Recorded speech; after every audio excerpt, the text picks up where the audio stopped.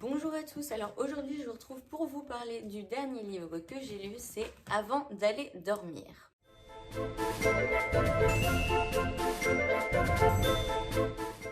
Alors c'est un livre qui est sorti en 2008, qui a été écrit par S.J. Watson et qui est sorti aux éditions Sonatine. Alors c'est un livre qui fait un peu plus de 400 pages, donc ça va, il n'est pas énorme. Et donc je vais vous parler un petit peu de l'histoire. Alors en fait, c'est une femme qui se réveille tous les matins sans savoir qui elle est. Parce qu'en fait, elle est atteinte d'une amnésie qui a été provoquée par un accident.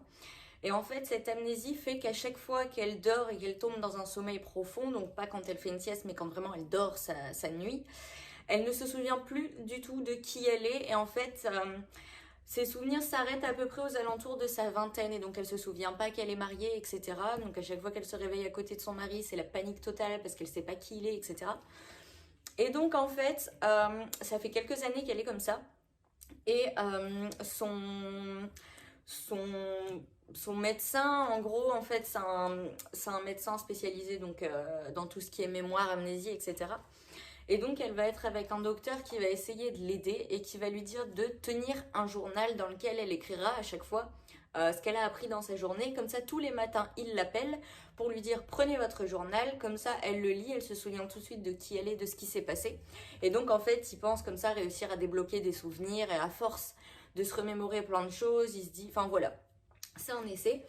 Et donc en fait là, donc au début on commence par un récit normal. Ensuite il y a toute une partie où on lit directement le journal donc, du personnage principal. Et à la fin il y a c'est un peu un mélange des deux en fait, entre récit et lecture de son journal. Et en fait, elle va commencer à se poser des questions parce que dans son journal, sur la première page, elle écrit ne pas faire confiance à Ben. Donc Ben c'est son mari. Et elle va commencer à se poser plein de questions parce qu'elle va commencer à se rappeler de certaines choses qui ne collent pas du tout avec la version de l'accident que lui raconte son mari en fait. Et donc elle va commencer un peu à avoir l'impression de devenir folle, elle va se demander mais pourquoi est-ce qu'on ment, est-ce que c'est pour me protéger, parce qu'il y a certaines choses dont il vaut mieux pas que je me rappelle, etc. Et donc voilà, en gros, voilà l'histoire. Alors, les personnages sont assez intéressants, surtout le personnage principal, hein, parce qu'on suit vraiment sa réflexion, est-ce que je suis dingue ou pas. Nous-mêmes, à certains moments, on va se poser la question, mais est-ce qu'elle est vraiment folle en fait, ou pas du tout, est-ce qu'il y a vraiment quelque chose. Et donc, c'est pour ça que j'ai trouvé les personnages intéressants. Le docteur Nash, donc, qui est le docteur qui la suit, il est intéressant aussi, au final j'étais un poil déçue quand même, mais voilà, il est assez intéressant aussi, et c'est son mari. Son mari a une histoire particulière. Et voilà, les personnages sont super intéressants. Pour ce qui est de l'intrigue, je viens de vous la décrire. Je vais pas donner trop de détails parce qu'il y a pas mal de retournements de situation. Mais l'intrigue, elle est super, super, super prenante. Et en fait, il y a tout un suspense qui se met en place autour d'eux. Mais qu'est-ce qui est vraiment arrivé? C'est quoi cet accident? Pourquoi il y a des trucs qui lui reviennent en tête alors que ça ne devrait pas et que ça colle pas avec ce qu'on lui dit? Et en fait, il y a énormément de suspense. Et à chaque fois qu'on termine un chapitre, on a envie de lire la suite pour savoir mais qu'est-ce qu'elle va apprendre de plus, de quoi elle va se souvenir, etc. Et donc, l'intrigue est super bien tournée. Pour ce qui est du style d'écriture, j'ai rien de particulier à dire.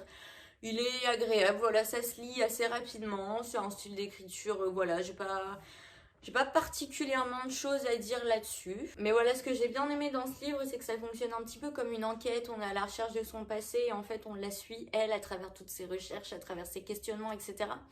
Et donc, c'est un peu, voilà, un mélange entre un livre policier et puis un roman un peu psychologique. Enfin voilà, j'ai bien aimé l'ambiance qu'il y avait dans ce livre. Par moments, c'est un peu flippant. Honnêtement, il y a des moments où j'étais pas super à l'aise devant le livre, mais ça reste un truc qui peut se lire assez facilement. On s'inquiète en fait pour le personnage, mais c'est pas du tout un film d'horreur, même si on pourrait le tourner comme ça.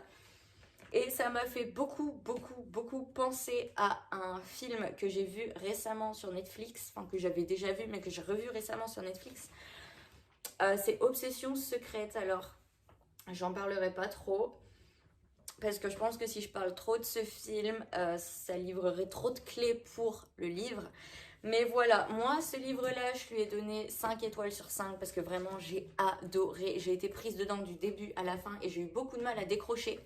Donc si vous aimez bien les livres un petit peu comme ça, qui se lisent assez facilement, qui peut faire de très bonnes soirées lecture, bah franchement n'hésitez pas à le lire, surtout qu'il est sorti il y a un moment, donc il y a moyen, je pense, de le trouver à des prix très très très raisonnables. Mais en tout cas, moi j'ai adoré.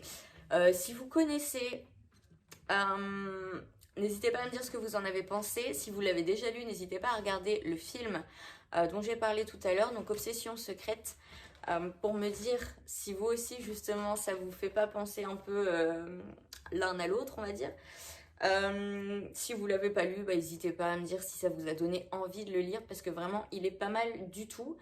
Et je vous dis donc à dans 2 semaines pour ma prochaine lecture qui est déjà entamée. Et bah, je vous souhaite un très bon week-end, une très bonne semaine en fonction du moment où vous regardez. Et bien sûr, je vous souhaite de très bonnes lectures.